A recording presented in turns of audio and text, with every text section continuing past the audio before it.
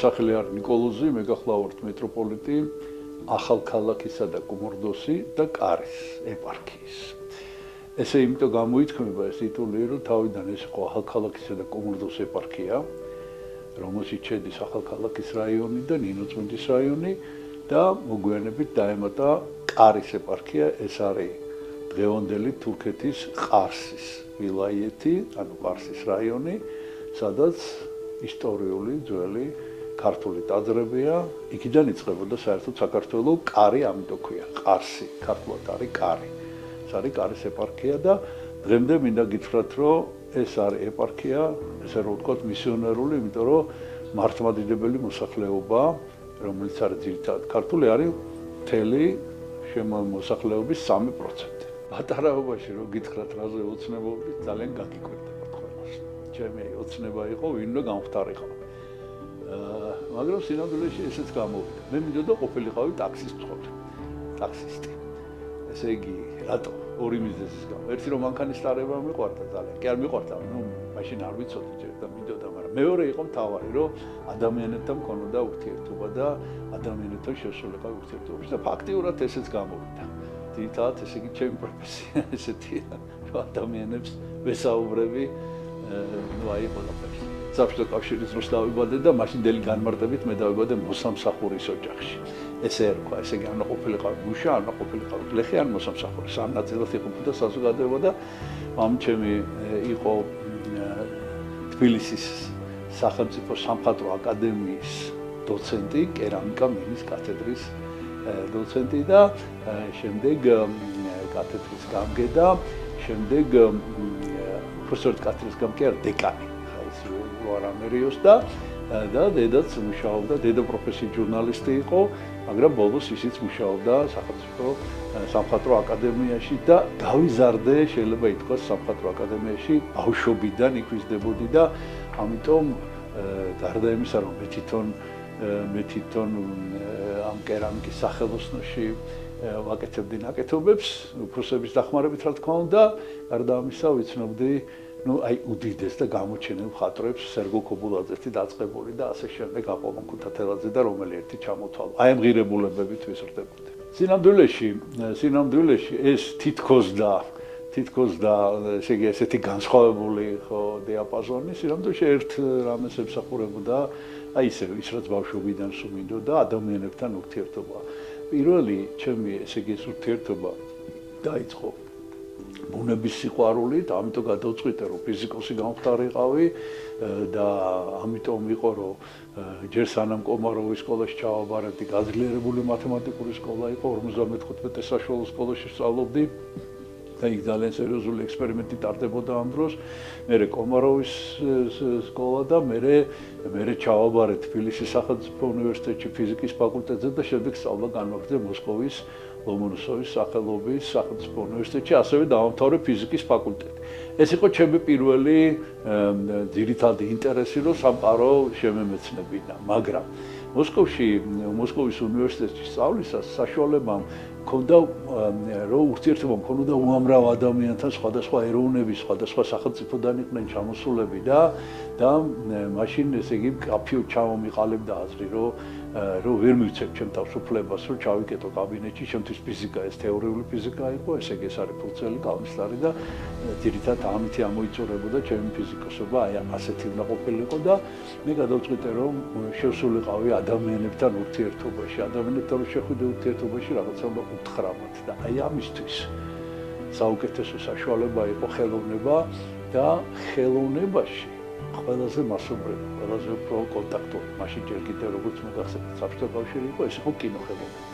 ამიტომ ჩემი გადაწყვეტილება იყო შევისწავლე ღრმად, რამდენადაც შესაძლებელი ასევე იყო მაშინ შევისწავლე კინოს ისტორია, შევისწავლე საერთოდ ეს სამყარო და ამის შემდეგ კიდევ უფრო მეტი განზოგადება, ამისი არის ანიმაცია, ეგრეთ წოდებული, იმიტომ რომ კინოს გამოსახულება ფოტოგრაფიული გამოსახულებებით იგება ძირითადად ხო ესეა, ხო და აქ კიდე ყველაფერს ხატავ შენი ხელით, ხატავ გინდა ფოტო დახატე, გინდა განზოგადებული და ამიტომ ავრჩიე შემდეგ ანიმაცია, რომ მაქსიმალურად შემესწავლო. მაგრამ როდესაც დავბრუნდი თბილისში ჩავაბარე თეატრალური ინსტიტუტი, მაშინ ესე ერქვა თეატრისა და კინოს გონია როგორ ქვია დღეს აკადემია და მაშინ უკვე 80-იანი წლების დასაწყისი იყო, რაც იმას ნიშნავს, რომ უკვე ესე იგი თავისუფლად ისმოდა სიტყვა.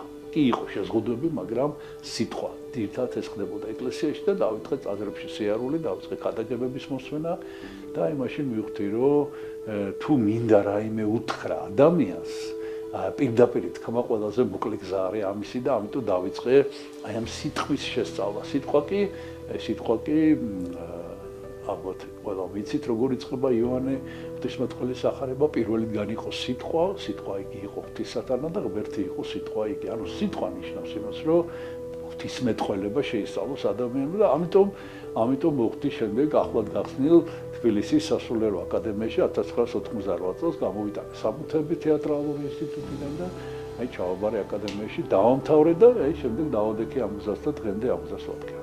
იცით რა, ეხლა ეს ცოტა ლიტერატურული თუ რაღაც პოეტური ნათქვამია და სინამდვილეში მიუხედავად იმისა, რომ ყოველგვარი აბსოლუტური აკრძალვა იყო საბჭოთა კავშირის დროს ნებისმიერ ესე იგი რელიგიური აქტივობის გამოხატულების დედა ჩვენგანაც კი ბავშვებისგან და ოჯახისგან დაფარულად მას ჰქონდა ხატები თავისი დამალული, ლოცულობდა ხოლმე იშვიათად თვალი მოგვეკრა ამისთვის. ალბათ ამან განაპირობა შეიძლება ითქვას დიდი როლი ითამაშა. მე კიდევ ჩვენ ორნი ვიყავით ბავშვები ოჯახში, მე და ჩემი უმცროსი და ნუ აი ვერ გეტყვით რომელი რომელს, ესე იგი იმან დაიწყო თუ მე დავიწყე თუ აი ესე რიგრიგობით, ახლა ის იღუმენია გახლავთ. მონასტრის წინამძღვარია ისიც და ჩემი მშობლები უკვე თავიდან კი ძალიან გვეწინააღმდეგებოდნენ, მაგრამ მე თვითონ ორივენი დედას და მამას ძალიან ღრმად ეკლესიური ადამიანები გახდით, ისმის ყოველ კვირას ეზიარებოდნენ და მე მამა უფრო ადრე გარდაიცვალა და მამის გარდაცვალების შემდეგ დედა მარტო დარჩა და რამდენიმე წლის შემდეგ იგი აღიკვეცა მონასტერში და ბოლოს 3 წელიწად ნახევარი გაატარა მონასტერში ჩემ დასთან, ეს არის ღვინოების მონასტერი და იქ უკვე ყოველ დღე ეზიარებოდა. ასე რომ ვერ ვიტყვით ვინ უფრო ესე იგი, ნუ რა თქმა უნდა, მშობლები უფრო წინ არიან და უფრო მეტი მოსაგრეობა ჰქონდათ, ვიდრე ან მე ან ჩემ დას. ჩვენი ოჯახი ფაქტიურად მთლიანად, ესე იგი, ყოველ დღე ჩემმა მშობლებმა ორივე შვილი ღმერთ შეწირეს. იმიტომ რომ ორივე მონაზონი ვართ.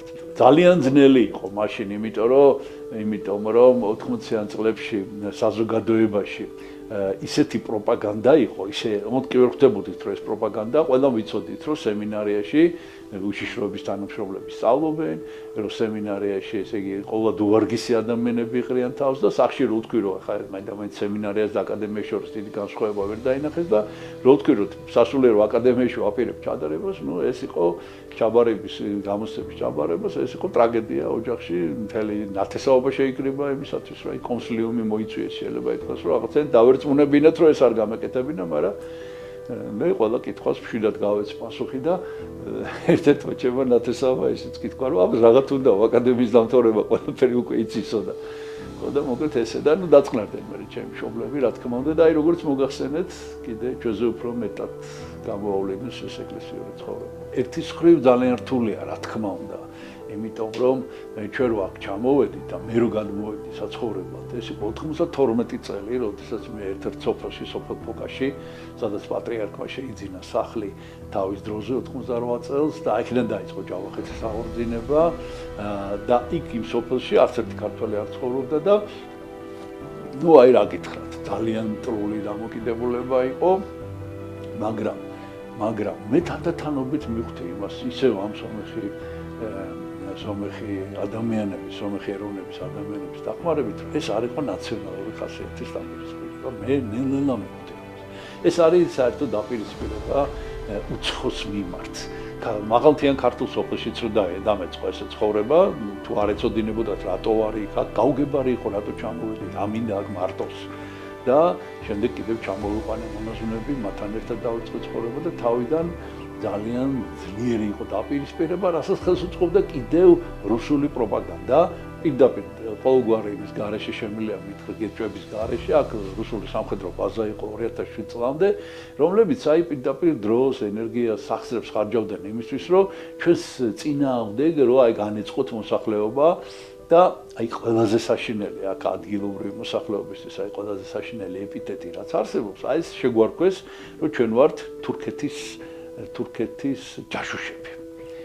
ესე იგი, ესეთი რუსულად ვიტყვი ამ ფრაზას, ეწი მანახი ტორეცკი შპიონი.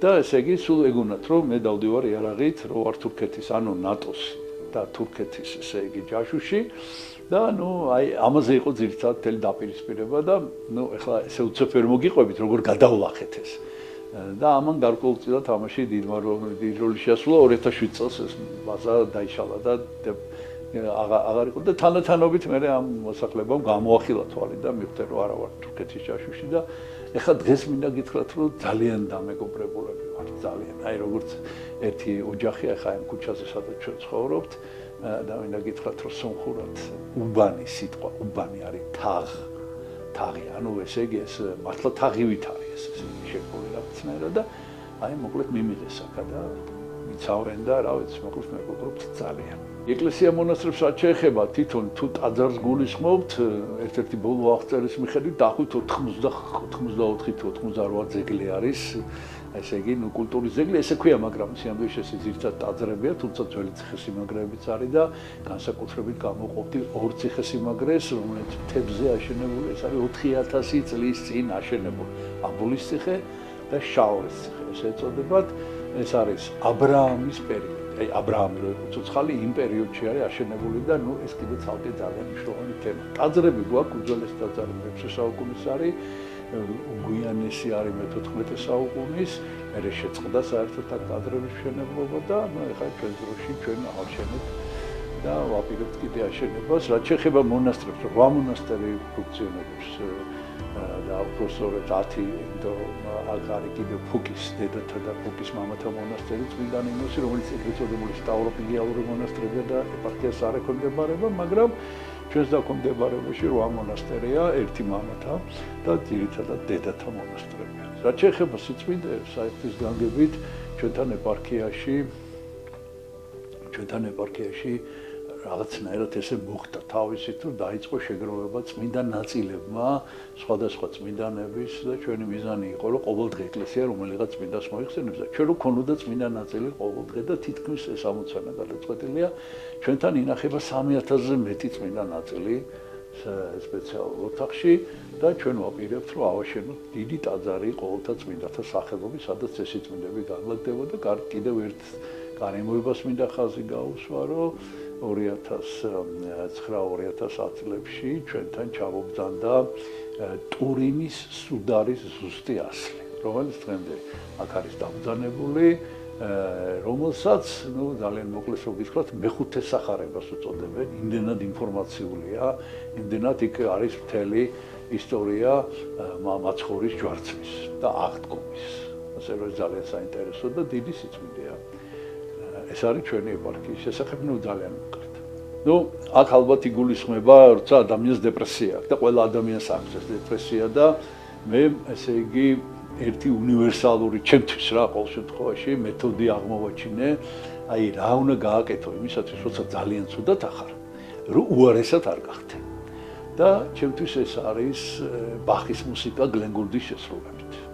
და მე მაქვს ესე იგი უამრავი ჩანაწერი სხვებიც რა თქმა უნდა, მაგრამ ძირითადად ეს არის მაინც ბახი გლენ გულდის შესრულები და აი ამ მუსიკას რო უსმენ, თითქოს აი რაღაც ესე მგონია რომ რაღაცას ვეყრდნობდი, რაღაც აკლენივით არის რომ იმაზე უფრო გრმად და იმაზე უფრო ქვემოთ აღდავეშვა და მე ეს პერიოდი გადაივლის ხოლმე და წამოვყდი ხოლმე. აი ესე ალბათ დეპრესიის შესახებ ესე შემიძლია გითხრათ. სინამდვილეში აქ ორი შეკითხვაა. სრულებით განსხვავებული ერთმანეთისაგან. ერთი არის რომ პატრიარქს აქვს თუ არა შეწყალების უფლება და შეწყალების უფლება ეს არ არის მარტო ლიტერატურული რაღაცა, ეს არის აბსოლუტურად ჩამოყალიბებული იურიდიული ცნება და ჩვენმა პატრიარქმა სხვათა შორის ეს ჩვენს ქვეყანაში მარტო პრეზიდენტს აქვს და პატრიარქმა რაღაც რამდენიმე წლის წინ ითხოვა ამ უფლების გადმოცემა, მაშინ პრემიერ-მინისტრი იყო ბატონი ირაკლი ყარიბაშვილი და იგი ძალიან ესე იგი დადებითად შეხვდა ამას და გამოაცხადა კიდევაც, მაგრამ ისეთი რეაგირება მოყვა საზოგადოების მხრიდან, რომ მაშინ სახელმწიფომ ამისგან თავი შეიკავა და მგონი კარგით გააკეთა, იმიტომ რომ ეს რთული, ძალიან რთული თემაა, შეწყალების თემა, იმიტომ რომ ბევრი სხვადასხვა მოკლედ რაღაც მოყვება ამას. ასე რომ არა აქვს პატრიარქს, არა აქვს შეწყალების უფლება, ჩვენ არათუ არა აქვს, არამედ ჩვენ იყო ესეთ შემთხვევაც, რომ სინოდმა მიმართა პრეზიდენტ შეწყალებისას და პრეზიდენტმა უარი თქვა შეწყალებაზე. ეს იყო ასეთი შემთხვევა, ხა აღარ ჩაუბრმავდები, ეს ერთი. რაც შეეხება მიხეილ სააკაშვილის შეწყალებას, მე ამასთან დაკავშირებით განსხვავებული აზრი გამაჩნია საერთოდ. მე მიმაჩნია, რომ არ შეიძლება, ჩემი აზრი ასეთია, რომ არ შეიძლება, რომ ქვეყნის პირველი პირი ისეთივე წესით გაასამართლო, როგორც ნებისმიერი სხვა მოქალაქე. იმიტომ რომ მას ძალიან დიდი პასუხისმგებლობა აქვს და როდესაც მიხეილ სააკაშვილის დაპატიმრების საკითხი იყო, როდესაც მის წინააღმდეგ იყო ეს ყველაფერი, მე მაშინ მქონდა შეხვედრები ხელისუფლებასთანაც, მთავრობასთანაც და მათაც უთხარი, რომ სახარებაში წერია პირდაპირ, როგორი საწყაულითაც მიუწყო, იგივე საწყაულით, ანუ იგივე კანონებით შენ თვითონ განიკითხები და ფაქტია, რომ დღეს ბატონი ირაკლი ყარებაშვილი კი არ მიხარები, მაგრამ ისიც ისევ ციხეში აღმოჩნდა. არ არის სწორი ეს საერთოდ. პირველი პირის გასამართლება ასეთნაირად არასწორი. რა თქმა უნდა, შეიძლება პირველი პირი დამნაშავე იყოს, რა თქმა უნდა შეიძლება, მაგრამ იგი უნდა განიკითხოს სხვა კანონები და მსოფლიო ესე იგი პრაქტიკაში გვაქვს ამისი მაგალითები, ისეთი უდიდესი დამნაშავეებიც კი, რომლებმაც საკუთარ ხალხს გენოციდი მოუწყო, მაგალითად 300,000 ადამიანი იყოს მოკლული, ეს არის ამინი, უგანდის პრეზიდენტი იყო, მასაც კი მიუსაჯეს საშინაო პატიმრობა და 2003 წელს თუ არ ვცდები გარდაიცვალა თავის საკუთარ სახლში. ოღონდ ეს იყო სრულებით განსაკუთრებული შემთხვევა. ამიტომ რა თქმა უნდა მე არა მაქვს ეს ილუზია, რომ არავის არაფერი არ დაუშავებია, რა თქმა უნდა დამნაშავეები არის ოღონდ სახელმწიფო არის ესე რომ ვთქვათ ძალადობრივი მექანიზმი. თუ შენ სახელმწიფოში მოღვაწეობ და სახელმწიფოში შეუძლებელია სახელმწიფო მართლობაში არ ჩაიდინო რაიმე ჩვენი ჩვეულებრივი აზრით დამიშავა. ამიტომ მე მიმაჩნია, რომ არ არის სწორი საერთოდ სააკაშვილის ციხეში ყოფნა და შეწყალება ნიშნავს იმას, რომ რაღაცა უნდა ავადოთ. მე ვფიქრობ სხვანაირად უნდა იყოს ეს საკითხი დაბადებული. მე ვთვლი, რომ ის ციხეში არ უნდა იყოს. ძალიან ადვილია სათქმელად, გასაკეთებლად ძნელია, ეს არის ის, რომ ლოცვა ისევე როგორც ნებისმიერი სხვა საქმიანობა უნდა იყოს შესწავლის საგანი. უნდა შეისწავლოს ადამიანმა ეს ლოცვა და ამისთვის ყველაზე კარგი მასწავლებელი არის საკუთარი მოძღვარი. ეს შეკითხვა უნდა დაუსვათ საკუთარ მოძღვარს, რომელიც განგისაზღურავთ მინიმალურ ლოცვებს, რომელიც ყოველდღე უნდა იკითხოთ იმ შემთხვევაშიც კი თუ არ გესმით, რას კითხულობთ და როდესაც თქვენ ამას მიეჩვევით, როდესაც შემდეგ ნაბიჯებს გადადგამთ, აი თანდათანობით თქვენ მე უკვე იგრძნობთ კიდევაც იმას, როგორ მიდის ეს ლოცვა უფალთან. ოღონდ ეხლა ესე მოკლედ მე თქვენ ამას ვერ მოგეყვებით და ვერ აღიხსნით.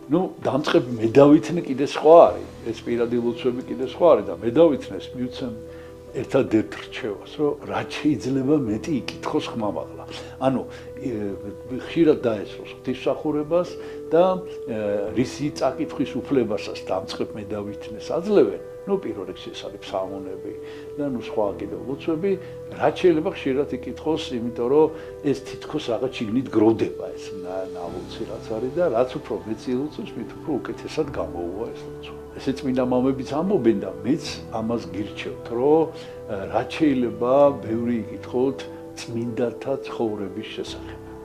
აი პირველი ლიტერატურა, რასაც ადამიანი უნდა გაეცნოს, ეს არის არა წმინდა მამათა თხზულებები და არა საღვთო წერილის კომენტარები, რაც არსებობს და დღეისათვის ხელმისაწვდომი, არამედ წმინდათა ცხოვრება. მათი ცხოვრებისეული მაგალითები, იმიტომ რომ ლოცვის დროს ესე ვამბობთ ჩვენ ტაძარში, რამე თუ წმინდა ხარ შენ ღმერთო ჩვენო და წმინდათა შორის განისვენი. აი ღმერთი განისვენებს წმინდათა შორის და თუ ჩვენ ამ ცხოვრებას, წმინდათა ცხოვრებას, ასე ჩვენ ვაკეთებთ ახლა, იმიტომ რომ გიჩხარით 3000-ზე მეტი წმინდა ნაწილი გვაქვს და ეს იმას ნიშნავს, რომ ჩვენ ამ წმინდანების ცხოვრებას ვსწავლობთ. ყვები მე ჩემი YouTube არხი მაქვს ვისარგებლებ შემთხვევით და ესე იგი შეგიძლიათ გამოიწეროთ, ეს არის მეუფე ნიკოლოზი ესე არის და შემდეგ ტირე და რომელი ნებისმიერი რიცხვი დაასახელოთ 4000-ზე მეტი საუბარი მაქვს ჩაწერილი და აუცილებლად რომელიმე საუბარს ნახავ და მე უკვე ბევრ სხვა საუბარს მე ვყვები წმინდანების შესახებ ვიკვლევ მათ ცხოვრებას და მინდა გითხრათ რომ გონი ამაზე საინტერესო ჯერჯერობით ჩემთვისაც კი არაფერი ჩემთვის შეხვედრა ეს რა თქმა უნდა იგულისხმება ალბათ რომ მე შევხვდი და ისიც შემხვდა ალბათ ეს იგულისხმება თორე ისე ტაძარში რომ დავიწყე სიარული ეს იყო სიონის საპატრიარქო ტაძარი ეს იყო 80-იანი წლების დასაწყისი რომ მაშინ იგი ყოველდღე არა კვირაში 4 დღე ტაძარში ატარებდა ეს იყო შაბათ საღამოს ლოცვა ეს იყო კვირას წირვა ეს იყო შაბათ საღამოს პარაკლისი და სამშაბათ საღამოს პარაკლისი და აი ამ პარაკლისებზე და აი ამ წირვა-ლოცვაზე რომ დავიწყე სიარული მე მას უკვე სისტემატურად ხედავდი მაგრამ აი ესე პირადი კონტაქტი მასთან მქონდა როდესაც მე შევიტანე საბუთები 1998 წლის ზაფხულში რომ ჩამებარებინა სასულიერო აკადემიაში და აი პირადად მას გავესაუბრე შევხვდი მისაღებ გამოცდაზე. მისაღებ გამოცდაზე მან დამისვა ისეთი შეკითხვა, რომელიც არასტანდარტული შეკითხვა, ლიტურგიკა, ეს იყო საგანი, ანუ ღვთისმსახურების წესი, აი რა როგორ წესი და რიგი როგორია ღვთისმსახურების და მან დამისვა ისეთი შეკითხვა, რომელიც შეიძლება ითქვას სრულებით არასტანდარტულია და ამ კითხვაზე პასუხს უბრალოდ ვერსად ვერ მოიკითხავდი, გონი დღესაც არ გამიგია, რომ სადმე ეს ეწეროს, რა აი საღამოს ლოცვას, ნუ ხო ესწრებიობთ, კი რა თქმა უნდა, ცისკარს ვესწრებიობთ. შეავერთობით, აი ცისკარს ყველაზე მეტად რა რომელი ლოცვა გავს, რომელსაც ჩვენ ვკითხულობთ მერე უკვე ტაძრის გარეთ და მე დავფიქრდი და მე ვთხარ ეს არის პარაკლისი მეთქი, იმიტომ რომ სტრუქტურულად ერთნაირია, გალობები იკითხება, სახარება იკითხება და ძალიან გაუხარდა პატრიარქს ეს პასუხი რომ გავეცი, გამიღიმა, ეხლა მისი ღიმილი ყველას გახსოვთ თუ არა და ყველა შეგიძლიათ ნახოთ როგორ იღიმებოდა ხოლმე. კი არა ცალ-ცალს გაიხსნა სახეთ და აი ეს რა თქმა უნდა არასოდეს დამოუწყება.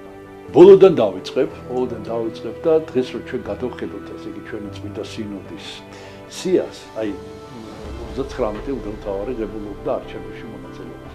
მინდა გითხრათ რომ აი ანკეტის თვალსაზრისით აი რომ ნახოთ.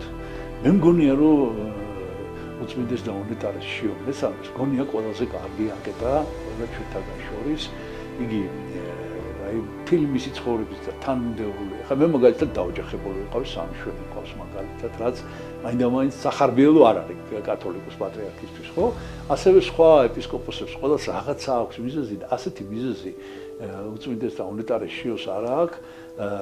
ძალიან ჩემი აზრით ძალიან მნიშვნელოვანია, რომ ეს არის ღრმა, ესე რომ ვთქვათ, ინტელიგენტი ოჯახიდან არის წარმოშობით.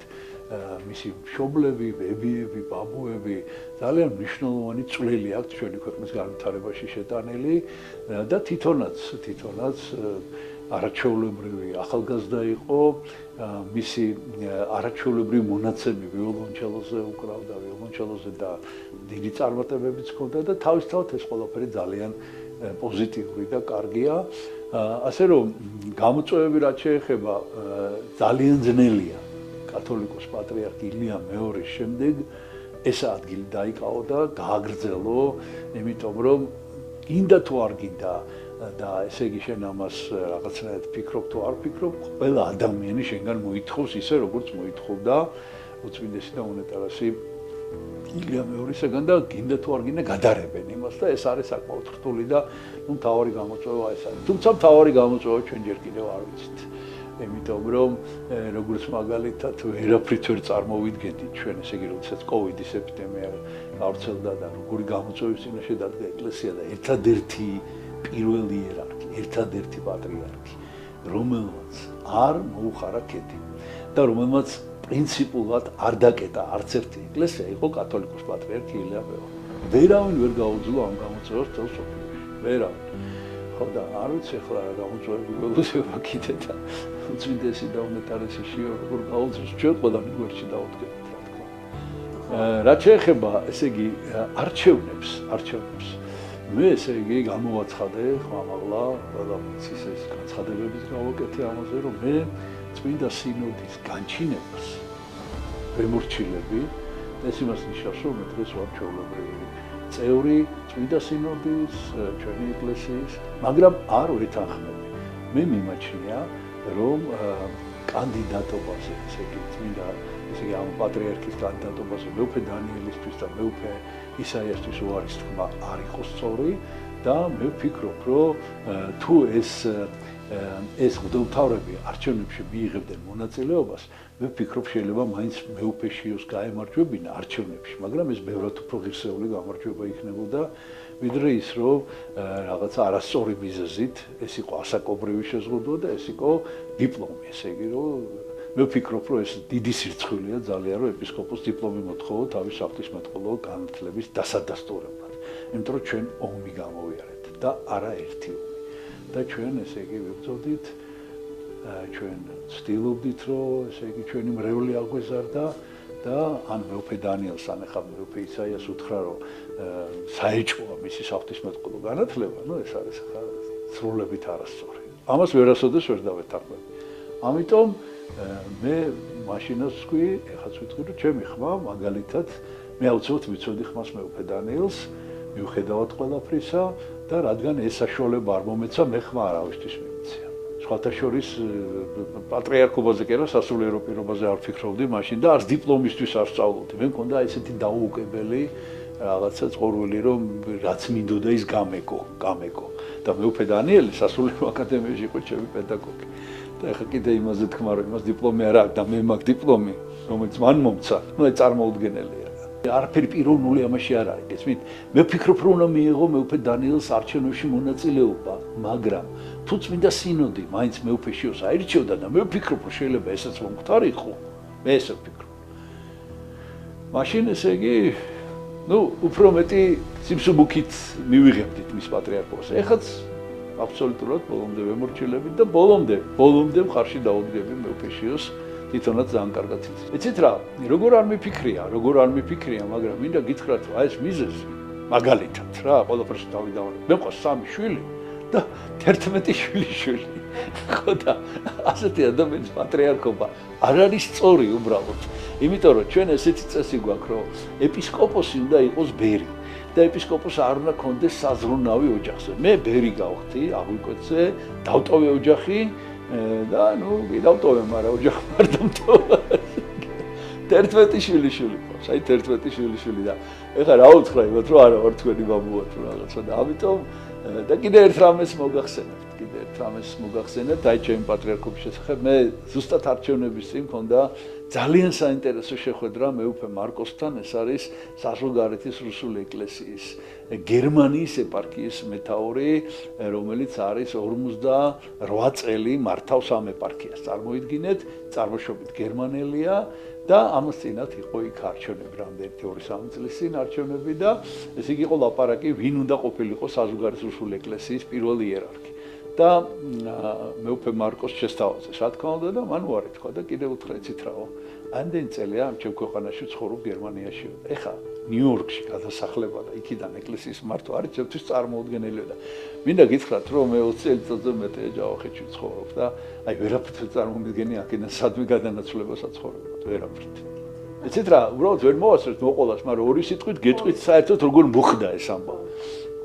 საქმე ის არის, რომ რაღაც პერიოდი იყო, როდესაც ნუ სხვადასხვა ტელევიზიები, სხვადასხვა ეხლა მაინც ვერ გამოვყოფ რომელიმეს, ესე იგი რაღაცა ძალიან აგრესიულები იყვნენ ეკლესიის მიმართ პირდაპირ. ამოღებული ყავდათ რიგრიგობით მღვდელმთავრები და მათზე რაღაცა მაკომპრომეტირებული გადაცემების გაკეთება და მე ესე იგი მიწევდა ხშირად პასუხების გაცემა.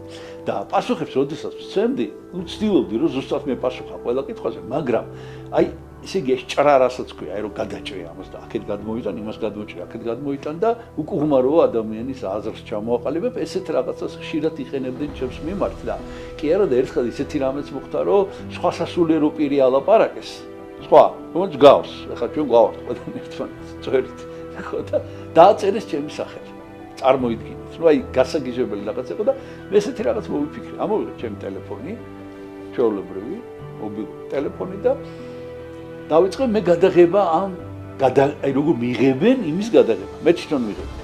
და მე ამას ჩემს YouTube არხზე ვაქვეყნებდი ხოლმე, რომ უკვე შემემცირებინა ეს რაღაცა ცდომილება. აი ამის საწინააღმდეგოდ ეს ტელეფონი გადაიღეს აი ამ ოპოზიციურმა ესე ვთქვათ არხებმა და ხალხის ყურადღება გადაიტანეს იმაზე, რომ შეხედეთ ეპისკოპოს უკანასკნელი მოდელის ტელეფონი. iPhone 11 იყო მაშინ ეს. ხო და ამაზე ატაკეს მომიწყვეს ეს რა თქმა უნდა. და ერთ-ერთ ტელევიზიაში მკითხეს რომ ესა სადაც არის ისტორია.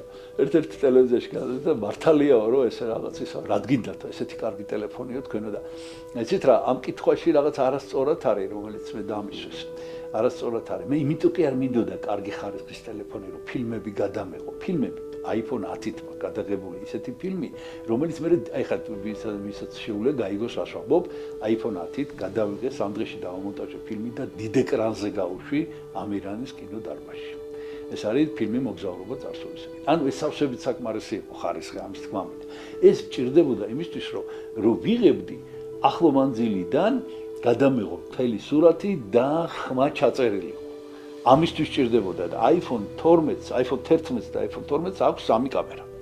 და ეს თქვი მეტი არაფერი და ვაჩვენე ჩემი ტელეფონი და მოთხარ ეს არ არის ბოლო მოდელი ოღონდ მეთქი და ბოლო მოდელი არის iPhone 12 და არ ვიცოდი თურმე არ გამოსულა ეს ტელეფონი ჯერ iPhone 12 და დაიწყეს რეკვა მაღაზიებში რომ მოგვეცით თუ გამოვიდა რატო გვიმაღალთ რაღაც და მოკლედ ერთ-ერთი მაღაზიიდან დამიკავშირდნენ. როგორც ეს მერე მოხდა ეთერის მერე ჩუმად მითხეს რომ იცით რა თქვენ ისეთი კარგი საქმე გავიკეთეთ რომ იმხელა რიგი დადგა ჩვენთანო რომ სპეციალური პარტიები გამოვიწერეთო ამისიო და ჩვენ მადლობის ნიშნად გვინდა რომ iPhone 12 გადმოგცეთ საჩუქრად.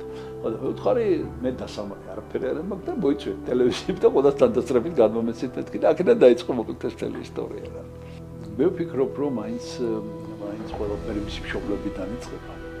მისი მშობლებიდან რომლებიც იყვნენ ღრმად მორწმუნე ადამიანები თან როდის ხო ეს არის 30-იანი წლები. რაღაცა ესე იგი უბრალოდ ერთი სიტყვა რომ მორწმუნე ხარ ესე იგი ეს დევნის და დაჟჯის და რაღაცა რეპრესიების მიზეზი შეიძლება ყოფილიყო. ჩვენი პატრიარქის მამა იყო ეკლესიის ქართულად არის მნე, მაგრამ არის საერთაშორისო სიტყვა სტაროსტა და ეს იყო ესე იგი ეკლესიის ეკონომიკურ ნაწილს ხელმძღვანელობდა და არ მალავდა ამას და იყო ძალიან სერიოზული ღრმად მორწმუნე ადამიანი, ხე იმაზე აღარ მოყვება, ეს არის გიორგი შევაშვილი. მაგრამ მინდა გითხრათ, რომ პატრიარქი გაიზარდა ასეთ ოჯახში და ბავშვობიდან ჩემი აზრით რაც ყველაზე მთავარი არის ადამიანის ცხოვრებაში, ეს არის თანმიმდევრულობა. იგი იყო თანმიმდევრული და იგი ნაბიჯ ესე იგი შედიოდა აი ამ ღრმა სულიერებაში, ეს იყო მისი განათლება საეკლესიო, ეს იყო მისი თავდადება, როდის აღიკვეცა ბერად და როგორი მოყოლილი აქვს ჩვენთვის დეტალები, როგორი სულ მარტო იყო, როგორ ძალიან ძიმე ავად გახდა იმ დღეს, როცა ბერად აღიკვეცა და არავინ არ ყავდა ერთი ჩიკაცკლის მიმწოდებელი. აი ესეთი ტანჯვა აქვს მას გამოვლილი და კიდევ რამდენი ტანჯვა, მაგრამ ამას ყველაფერს ღვთისგულისათვის ითმენდა და კიდევ რაც ძალიან მნიშვნელოვანია, იგი აღიზარდა იმ სასულიერო პირების მიერ, რომლებიც იყვნენ ძველი თაობის. ანუ ფაქტიურად ძველი აი 19 საუკუნის ეკლესიიდან ბევრი რამ გადმოიტანა და მოგვიტანა ჩვენ. აი ასე მოახერხა მე ვფიქრობ და ესე იგი რა ვიცი, ერთი რაც შემიძლია გითხრათ პირადად ისე მოხდა რომ მარტოები ვიყავით და მითხრა ესე თვალებში შემოხედა და მითხრა რომ თუ ჩვენს ქვეყანას და ჩვენს ეკლესიას დაჭირდება აი ეხლა დღეს ზათვარო ჩემი სიცოცხლე შევწევ. აი ესე ცხოვრობდა, ესეთი იყო ჩვენი პატრიარქი და უფალიც არტოვებდა და რა თქმა უნდა ეს ყოველ ღვთის გამოცხადებით და ღვთის ძალით შეიძლება ყოფილიყო, რა თქმა უნდა. ამიტომ მე მიმაჩნია რომ იგი არის წმინდანი, ნამდვილი წმინდანი და მიმაჩნია რომ დაუყოვნებლივ უნდა შეილაცხოს წმინდანად. მე მინდა გითხრათ რომ იმიტომ კი არა რომ მე ვარ ახლა სასულიერო პირი და იმიტომ ვამბობ ამ სიტყვებს პირიქით. ამ სიტყვებს რომ ვამბობ, იმიტომ გავხდი სასულიერო პირი. ყველაზე სწორი, ყველაზე მნიშვნელოვანი ეს არის ღვთისმფარველობა. ეს არის მართლმადიდებლობა. ჩვენ უნდა ვიყოთ მართლმადიდებელი ქრისტიანები და უნდა კარგად შევისწავლოთ, ღრმად შევისწავლოთ, რას ნიშნავს მართლმადიდებლობა. და რაც უფრო მეტად ვიქნებით მართლმადიდებლები, მით უფრო მეტად ვიქნებით თავისუფლები. აი ეს არის. თავისუფლებას უსურვებ, ოღონდ თავისუფლებას ჭეშმარიტებაში და ქრისტეში. ვერთმა დაგლოცოთ ჩვენთან არს ვერც.